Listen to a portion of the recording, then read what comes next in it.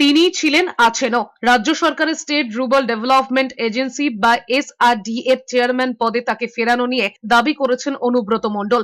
2 বছর জেলবন্দি থাকলেও SRDF chairman পদে আর কাউকে বসানো হয়নি। জেলায় ফিরে সরকারি অনুষ্ঠানে কোন পদাধিকার বলে তিনি অংশগ্রহণ করবে তা নিয়ে সমস্যা তৈরি হয়েছিল। রাজ্য সরকার ওই পদে অনুব্রত মণ্ডলকে ফেরাতেই যাবতীয় বিতর্কের অবসান হয়েছে। এদিকে বোলপুর হস্তশিল্প মেলার উদ্বোধনী অনুষ্ঠানে ফের এক মঞ্চে দেখা গিয়েছে অনুব্রত মণ্ডল এবং কাজল শেখকে। সরকারি প্রোগ্রামে সরকারি দুজন দায়িত্বে আছে আধিকারিক, তারা এসছেন। একজন SRDF চেয়ারম্যান, একজন জেলা পরিষদের সভাধিপতি। আসবে না কেন? সেটা সরকারি প্রোগ্রাম, জেলার প্রোগ্রাম, রাজ্যের প্রোগ্রাম। রাজ্যের প্রোগ্রামে সবাই আসবে। আমি তো আগে থেকেই আছি, আবার নতুন করে বলবো কেন? আমি DMK আর মন্ত্রীকে প্রস্তাব দিলাম, এখানে 2 দিন করলেই মার্কেটটা ভালো চলবে।